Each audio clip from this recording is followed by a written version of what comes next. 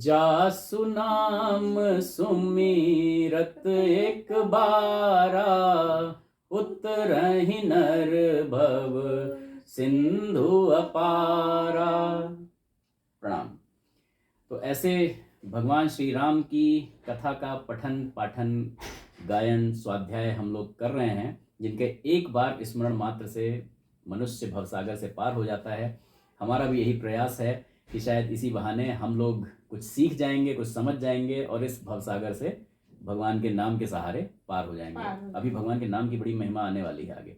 नाम के ऊपर पूरा 1 2 3 दोहे तक जो गोस्वामी तुलसीदास जी ने बड़ा अच्छा वर्णन किया है, बड़ा अच्छा बखान किया है। तो यहाँ हम लोग श्लोक संख्या 13 पूरा कर चुके थे। श्लोक संख्या 14 से आज शुरू करते हैं। तो दोहा थोड़ा सा बड़ा है हमारा, जो श्लोक संख्या दोहा संख्या 13 से हम लोग पूरा कर चुके थे। दोहा संख्या 13 को पूरा कर चुके थे। दोहा संख्या 14 से शुरू करते हैं। दोहा संख्या 14 पे बहुत जोर दिया है भगवान ने। दोहा संख्या 14 को का खा गा घा अंगा चा छा तक लिया है, बीच में सोरठा भी आया है और काफ़ी सारी मतलब गा अंगा चा ये सोरठा में है, का खा गा दोहे में है, फिर छा फिर दोहे में है। तो बड़ा लंबा, इतना मतलब जितनी एक चौपाई का वो पूरा होता है उतना दोहा लिखा है। तो यहाँ पर तुलसीदास जी ने बहुत ज़्यादा महत्व देने की यहाँ पर उन्होंने कोशिश की है। और ऑफ कोर्स गोस्वामी जी की कोशिश तो हमेशा सफल कोशिश ही है। वो कहते हैं, सरल कबित की रति विमल सोई आदरहि सुजान, सहज बयर बिसराय रिपु जो सुन करहि बखान। तो 14 का में गोस्वामी जी कह रहे हैं कि चतुर पुरुष उसी कविता का आदर करते हैं जो सरल हो, जिसमें निर्मल चरित्र का वर्णन हो तथा जिसे सुनकर शत्रु भी स्वाभाविक बैर को भूलकर सराहना करने लगे। यहाँ बड़ा अच्छा संदेश गोस्वामी जी ने दिया है कि कभी कभी हम अपनी मतलब वो क्या बोलते हैं, इंटेलिजेंस दिखाने के लिए हम ऐसा बोलते हैं, ऐसे शब्दों का प्रयोग करते हैं जो किसी की समझ में ही ना आए।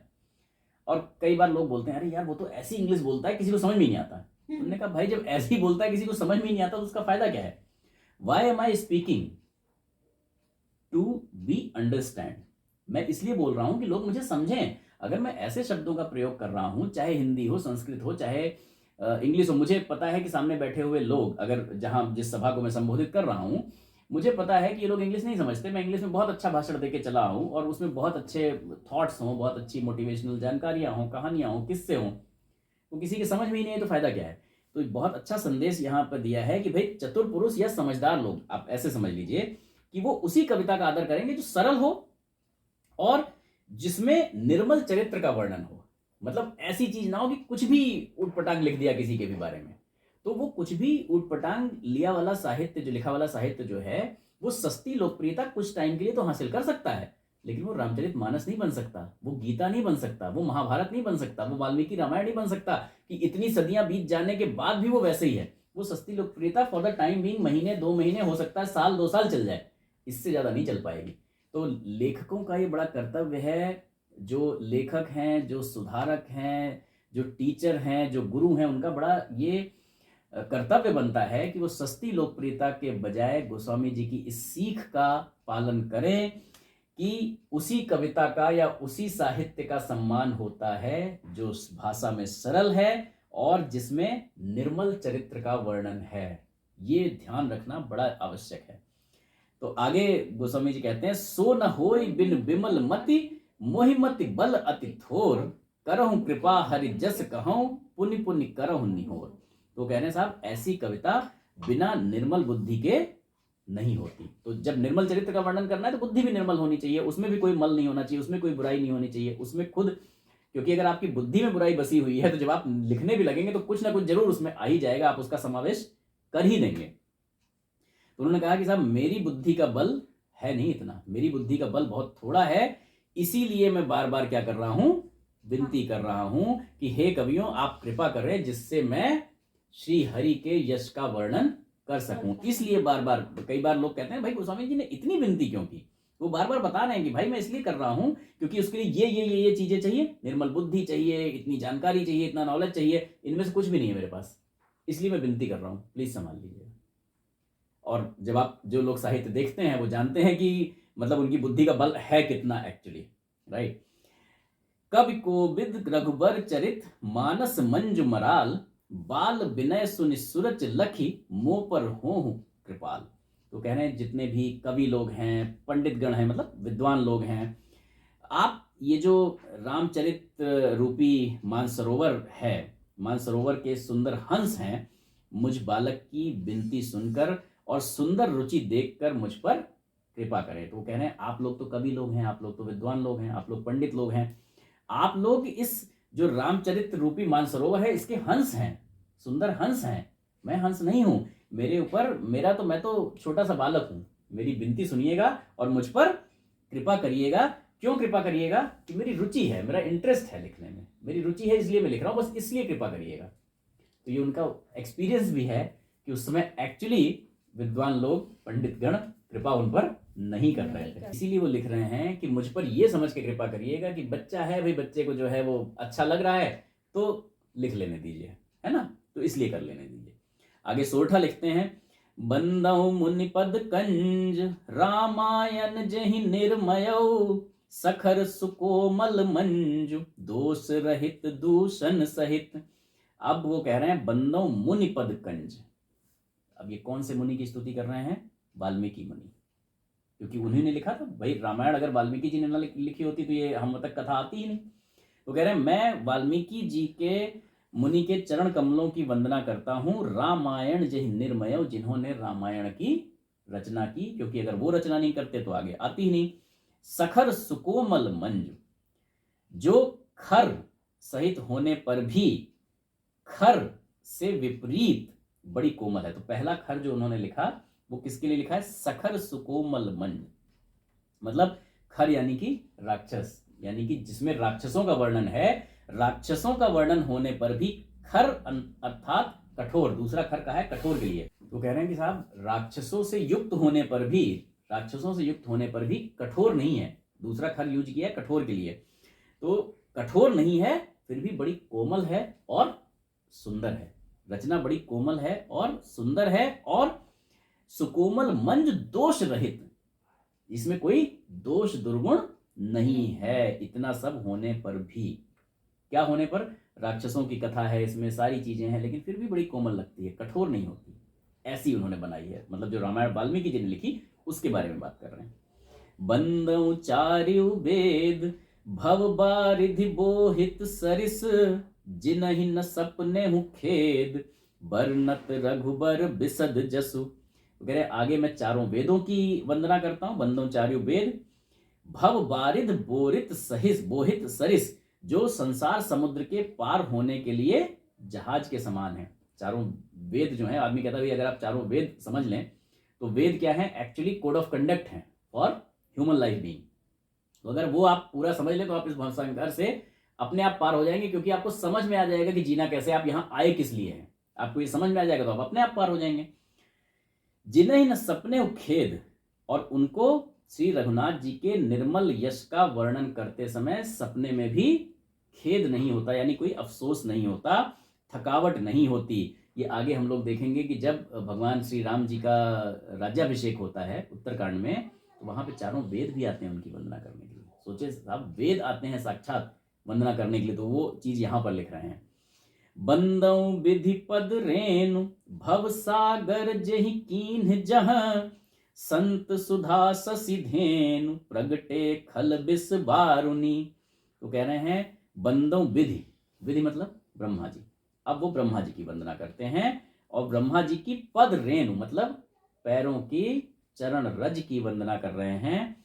भव सागर जहि कीन्ह जह, जिन्होंने ये भव सागर बनाया है, और कैसा बनाया है? संत सुधा ससी धेनु, जिसमें एक और संत है, संत रूपी अमृत है, ससी धेनु चंद्रमा है, कामधेनु है, प्रगटे खल बिस बारुनी, और दूसरी तरफ उन्होंने क्या करा है? दूसरी तरफ खल मतलब दुष्ट मनुष्य रूपी विष और मदिरा उत्पन्न हुए हैं।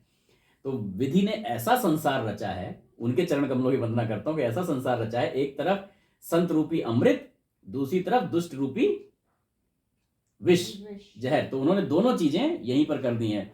तो एक तरफ संत रूपी अमृत, दूसरी तरफ दुष्ट रूपी मदिरा और विष, एक तरफ चंद्रमा और कामधेनु, दूसरी तरफ ये सारी चीजें बनाई हैं। तो ये किसने बना रखे हैं? सब विधाता ने बनाए। तो कैसा साहब उनके भी चरण कमलों की वंदना करता हूं। अब आगे फिर सोरठे से फिर दोहे पर आ जाते हैं। विबुध विप्र बुद्धि ग्रह चरण बंद कहूं कर जोरी, होई प्रसन्न पुरवौ सकल मंजु मनोरथ मोर, सियावर रामचंद्र पद जय शरणम, शंकर हरिओम जय जय सिया राम। तो कह रहे हैं साहब विबुध, अब किसकी किसकी वंदना कर रहे हैं? विबुध कौन कौन है? विप्र देवता, विप्र ब्राह्मण, विबुध देवता, बुध पंडित विद्वान लोग, और ग्रह, इनके चरण कमलों की वंदना कर रहे हैं। हाथ जोड़ के चरण कमलों की वंदना कर रहे हैं। क्यों? होई प्रसन्न पुरवौ सकल, आप सब लोग प्रसन्न हो जाएं और क्या करें? मेरे सारे सकल मंजु मनोरथ मोर, मेरे सारे मनोरथों को पूर्ण कर दें। उन्होंने कहा पुण्य बंदौ सारद सुर सरिता, जुगल पुनीत मनोहर चरिता, जन पान पाप हर एका, कहत सुनत एक हर अविवेका, और गुरु पितु मातु महेश भवानी, प्रणवहु दीन बंधु दिन दानी, सेवक स्वामी सखा सिय पी के, हित निरुपधि सब विधि तुलसी के, कल बिलोक जग हित हर गिरिजा, साबर मंत्र जाल जिन सिर जा, अनमिल आखर अर्थ न जापू, प्रगट प्रभाव महेश प्रतापू, सो उमेश मोहि पर अनुकूला, करहि कदा कथा मुद मंगल मूला, सो मेरी सेवा शिव पाई पसाऊ, बरनऊ राम चरित चित चाऊ,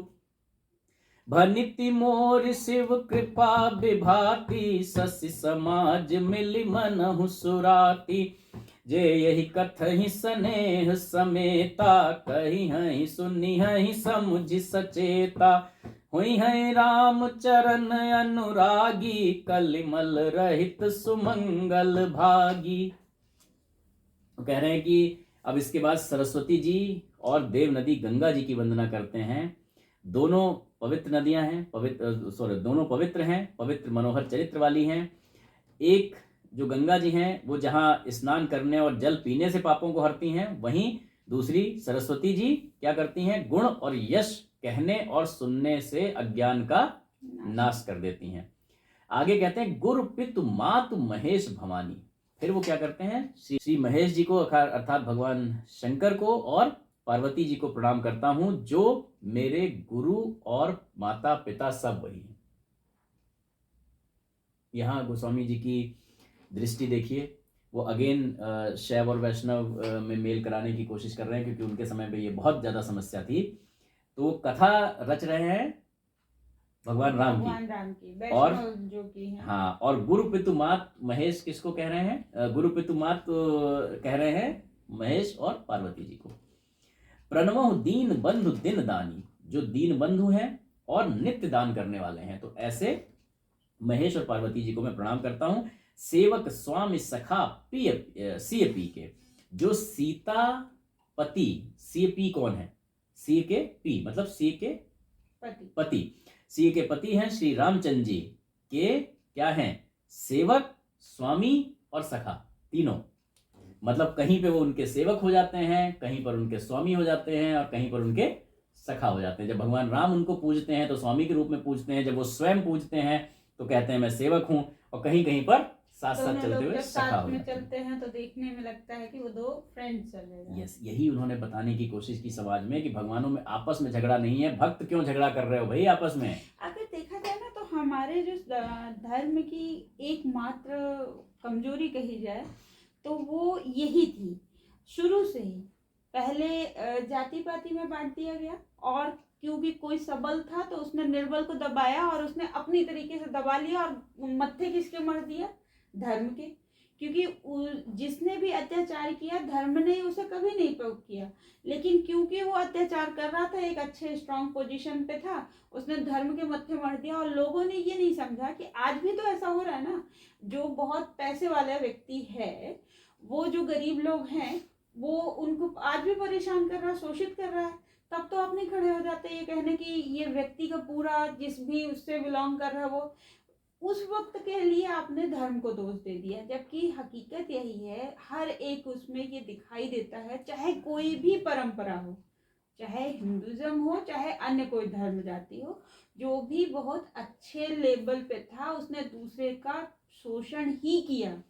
असल में बीच में एक ऐसा समय आया जहाँ पर जो वास्तविक ऋषि थे, जो वास्तविक ज्ञानी थे, जो महापुरुष इस स्तर के थे, वो जंगलों में चले गए या हिमालय पे चले गए, वहीं पर अपनी साधना करने लगे। उन्होंने मतलब इतनी ज़्यादा वो क्षुब्ध हो गए कि वो चले गए। उसका फायदा उठाया धर्म के नाम पे पाखंड रचने वाले लोगों ने। उन्होंने लोगों को लड़वाया, उन्होंने इस तरह की चीज़ें की। तभी तो फिर जन्म हुआ आदि गुरु शंकराचार्य का, फिर श्री रामकृष्ण परमहंस का, फिर गुरुदेव पंडित श्री राम शर्मा आचार्य का, कि इन लोगों ने बताया कि भाई हिमालय में जाके तपस्या करने से नहीं होगा। जब स्वामी रामकृष्ण परमहंस ने अपना शरीर त्याग दिया तो उसके बाद विवेकानंद जी और जो बाकी और शिष्य थे उनके, वो माँ शारदा मणि के पास गए और उन्होंने कहा कि हम हिमालय पे जाके तपस्या करेंगे, आप हमको आशीर्वाद दीजिए। तो उन्होंने कहा मैं तुम्हें आशीर्वाद नहीं दूंगी, मैं तुम्हें श्राप दूंगी। तो उन्होंने कहा क्यों माता, ऐसा क्यों कह रही हैं आप?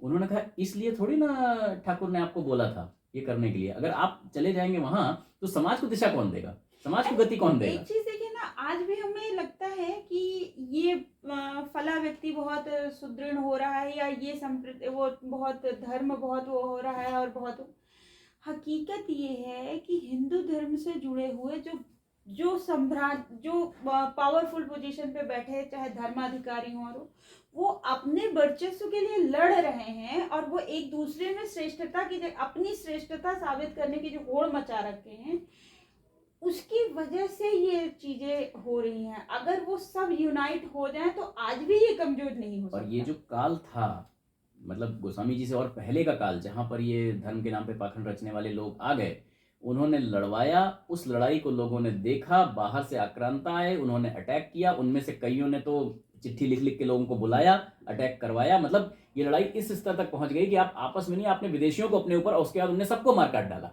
जिन्होंने बुलाया उन्हें भी और सबको, और आपकी धर्म संस्कृति को भी बहुत हद तक नुकसान पहुंचाया। जान माल का तो नुकसान जो किया वो तो बहुत ही ज्यादा किया।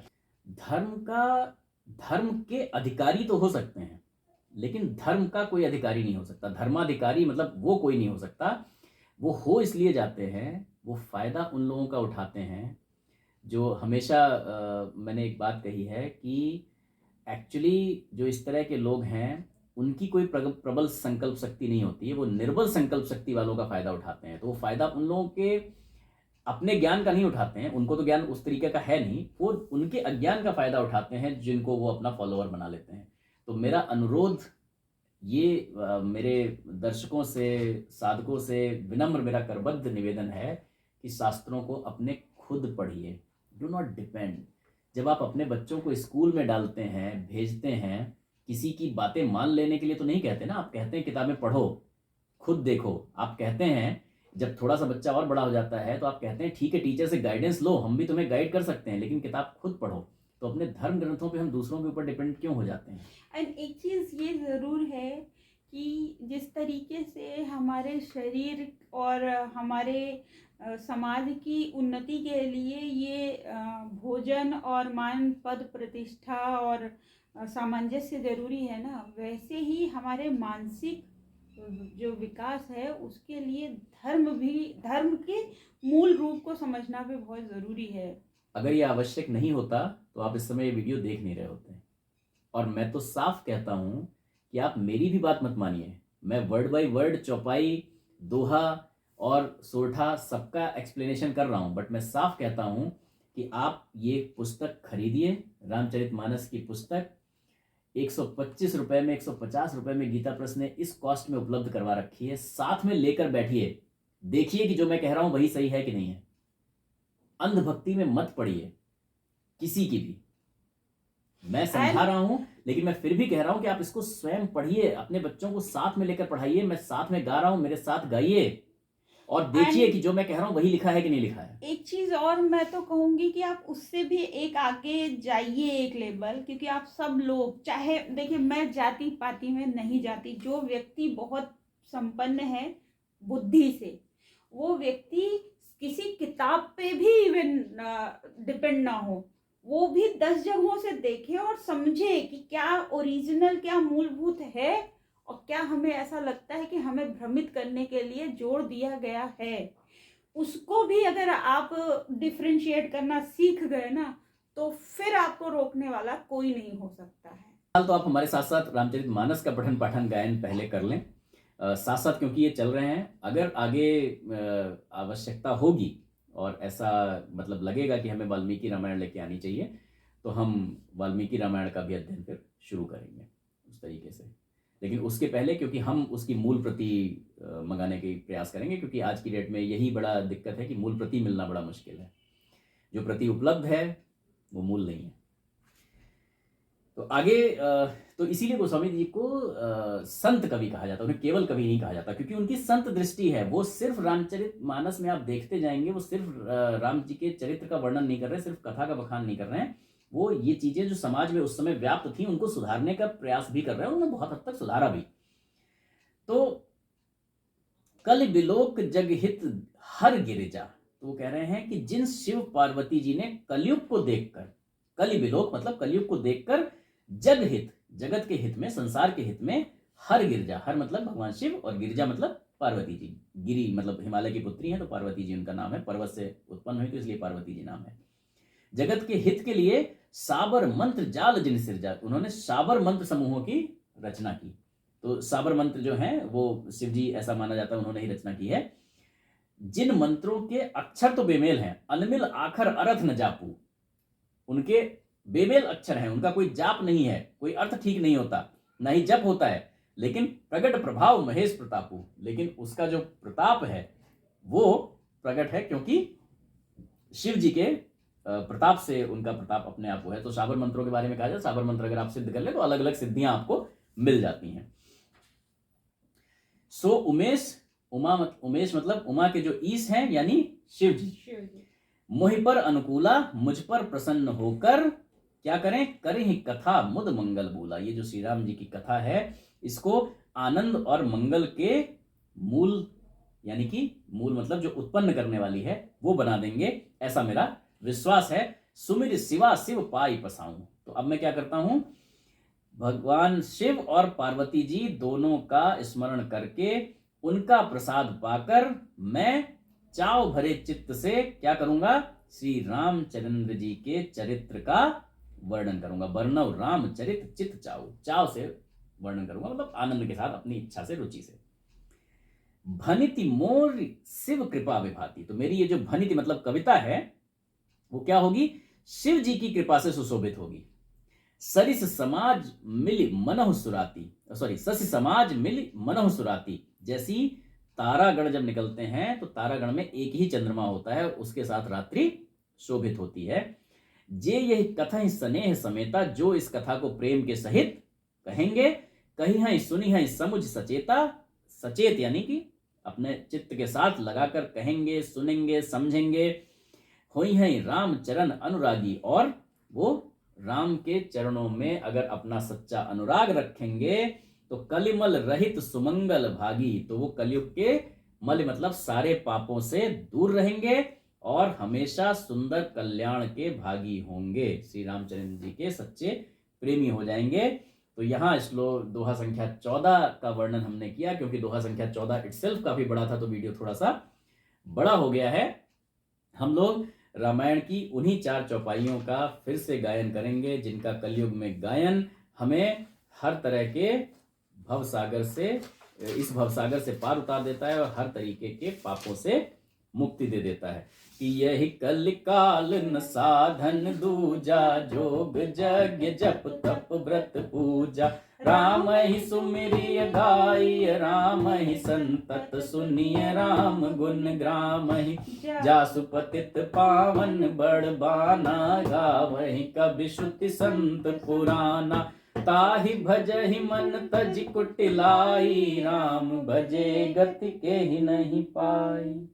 प्रणाम।